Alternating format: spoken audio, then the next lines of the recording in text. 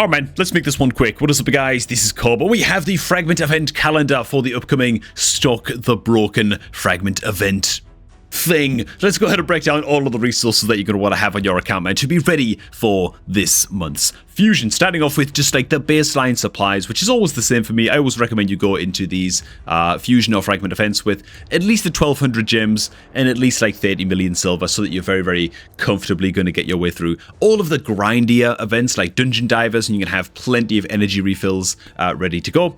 And the silver, of course, with the understanding you're going to farm a little bit more silver throughout the events to get through all of the artifact enhancement events. The 3 dungeon divers are as follows. These are going to be your 5,000-ish energy drops on these events, and so you're going to be looking to just obviously double dip as much as you possibly can between the dungeon divers events and whatever tournaments are currently going on. Now, what do those tournaments actually look like, or those overlaps rather? Well, we've got a little bit of overlap here with the finite tournament with the dungeon divers down below. So the first day of the finite tournament starting tomorrow on the 25th, no overlap at all. You probably just want to focus on good old champion training here for this first day, and then you want to go ahead and finish off the Dungeon Divers event by just blasting the hell out of Spider Tournament, which is going to take you up to about all up and over here. I'm not going to go ahead and cover the classic arena takedowns because, frankly, just play arena every day when they're live. Use a refill here and there that you get for free anyway, and they're very, very, very easy to take care of, so we're not really going to focus a whole lot on those. There is only 2 of them at any rate. I will say that this Dungeon Divers event down bottom here is a little bit depressing in that it only overlaps with the Ice Golem tournament towards the end, and it's actually a much, much shorter Dungeon Divers event than the previous Dungeon Divers event, and so you gotta kind of blast the hell out of just Ice Golem for a couple of days to farm your way through basically all of this Dungeon Divers, which is gonna suck a little bit. That is a consideration to make if you are skipping this fusion, if you're on, you know, like a new free-to-play account, or you don't have the resources, or you're just skipping Stokk, and you want to try and win some tournaments, get some tournament wins, get some Relentless gear or whatever. This Ice Golem tournament right here is not the tournament to try and win. People are going to be grinding the hell out of this one. You're much, much better off trying to win the finite tournament at the start over here, or even trying to win. Nah, to be honest, that's actually it. The finite tournament is the one to try and win if you're just looking to farm some tournament wins, you know, for one of your advanced clan quests, or you just want some Relentless gear because you're skipping the fusion, you know. And the final Dungeon Divers event, number 3, starts and ends at exactly the same time as the final dungeon tournament, that being the Dragon tournament, and so that one is a nice and simple kind of race to the finish. Next up, we have shards, and potentially good news on the horizon with the shards at that, starting out with the good old Champion Chase tournament, which starts on the 29th, and we are led to believe that this is going to be the kind of tournament where there's going to be a 2x Ancient Shard pulling event. It seems like the most likely shard event that they could throw at us. I don't really see what else it could be. We had a Void Shard pulling event on the 2x quite recently. And what's more, if you're also sitting on Ancient Shards in abundance, I'd recommend that 50, by the way, is about the minimum that you want to be going into this event with. Ideally, a little bit more if you want to be super, super safe and you're very, very unlucky with rolls.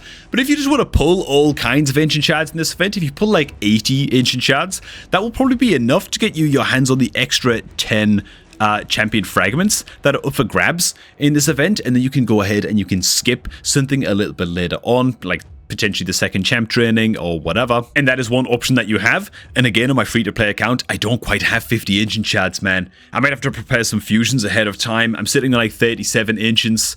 I don't know if I should go for this, but at the same time, next month's fusion is probably going to require a crap load of potions for ascending champs. It's going to be a full-on fusion event next month, and so I might end up not doing any fusions at all for like the next 2 or 3 months or something on the free-to-play if I don't go for this one, so I'm going to see if I can figure it out. At any rate, on the Summon Rush event, which is down at the bottom, we have good old, just recommended, you know, 6 Sacred Shards in your bank to pull during Summon Rush. What you can do during Summon Rush events is, of course, pull like 5 Sacreds and then 500 Mystery Shards, as long as you've got a good amount of Mystery Shards in the stockpile. Or you can put like 4 Sacreds and 1,000 Mystery Shards. There are ways and means that you can kind of wiggle your way through the Summon Rush event, but just straight up pulling your Sacred Shards during Summon Rush is overall the most efficient way to get through. And hey man, to help you get through all of these grindy events that are coming up, make sure to go ahead and use good old, it's actually this side, good old promo code GameLeap, which is above my head right now, man. It'll get your hands on a free energy refill, 10 free experience brews, and 100,000 silver. Every little helps, man, in these good old fusion pushes. So if you already use code GameLeap, make sure to share it with your clanmates as well, and help your brothers out, man. Okay, golden question, realistically, is this fusion actually worth it? Honestly, I feel like Stokk the Broken might be one of the better fusions, especially for more early game-ish accounts. Like, the earlier you can grab this guy on your account, and if you're early game and you feel like you can do it, I'd say go for the son of a gun. Poisoners just overall are going to be fantastic anyway for early game progression, things like clan boss and stuff like that. But based on the playtesting that we have seen, it would seem to me like Stokk the Broken is versatile enough and can scale up enough such that he's going to be useful for a long time on your account if you are kind of like a beginner to mid-game style player. It's mostly not just because he's placing poisons as well, and not just because he's increasing the duration of poisons and HP burns, but having an activator on your account is kind of a big deal. On my main account, I've been playing Raid for almost exactly like 11 months at this point. I don't have a single activator champion on my account that has the power of activating poisons. And so Stokk the Broken's A2 attacks all enemies 2 times. The first hit instantly activates all poison and HP burn debuffs on all enemies, and all continuous heal buffs on all allies, which he also places as well on his A3. And then you've got a little bit of destroy max HP as well tied into the A2 also. And so honestly, he's going to be decent into waves. He's going to be great into the likes of Ice Golem and Dragon and getting those teams up and running and set up on an early-ish game account, which is why I'm so tempted to go for this guy on my free-to-play. But also, more than anything, he just scales with your account quite nicely because he also activates the HP burn as well. And so even if you don't have an HP burner on your account right now because you're still quite early on, when you pull one, that HP burner is just going to synergize extremely well with Stokk the Broken. And just to add to all of that, again, he's a fragment fusion. Much easier to get your hands on this guy, much more simple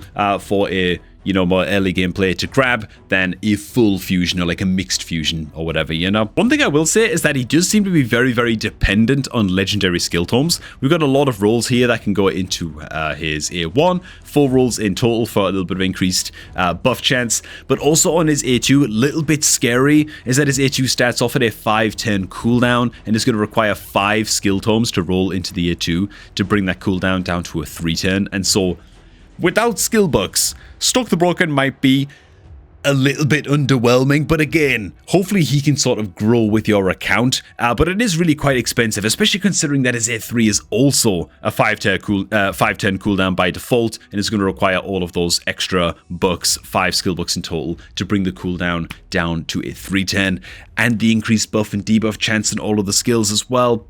Realistically, he's like half a champion, really, without his legendary skill books. He's very dependent on the books. And we haven't even touched on his aura either. Increase ally speed in all battles by 20% is just great. So hell, man, I think he's worth going for. I do think he's also worth investing your skill books into, or he's going to be worth investing the books into for most early-ish game accounts that are able to actually pick him up. Again, if this is your first time ever doing like a fragment event or a fusion event of any kind in Raid Shadow Legends, and you don't have the supplies that I've got listed out here on this little fusion planner, I'd say don't bother going for the guy. Me, on my free-to-play account, I'm very close to having the supplies required. I might be able to just kind of like inch over the line a little bit, but that's only because I kind of know what I'm doing. This is my first rodeo. But hey man, that is the happy little kind of simple fusion plan, fusion breakdown, fragment event plan for good old Stokk the Broken. Are you going to be going for this guy? Let me know it down below in the comments, man. For now, thanks for watching. Hope you all did enjoy this one, and I'm going to catch all of you all just a tad bit later, man.